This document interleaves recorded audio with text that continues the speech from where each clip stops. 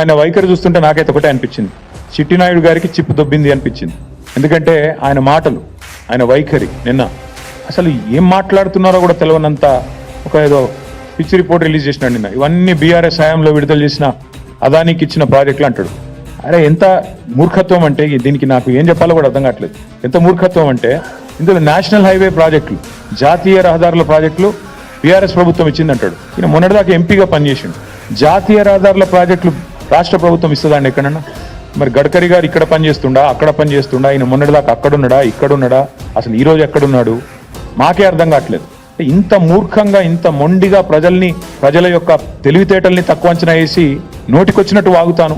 మంత్రిత్వ శాఖ జాతీయ ఉపరితల రవాణా అంటే నేషనల్ సర్ఫేస్ ట్రాన్స్పోర్ట్, గడ్కరీ గారు మంత్రి. ఆయన డిపార్ట్మెంట్ టెండర్లు పిలిచి అందులో అదానికి దేశమంతా వర్క్లు వచ్చినాయి, ఈడొచ్చినాయి. అది మాకంట కడతానంటే ప్రజలు పిచ్చి వాళ్ళు కాదు. ఇవాళ మా జర్నలిస్టు మిత్రులకు కూడా అన్ని తెలుసు. ఏదో నువ్వు చెప్తున్నావు కాబట్టి వింటున్నారు, కానీ నిజానికైతే అప్పుడే ప్రశ్నించాలా మీరు కూడా. సార్ అవి జాతీయ రహదారులు కదా అని అడగలేదు ఎవరు, కాబట్టి ఇప్పుడు నేను చెప్తున్నా.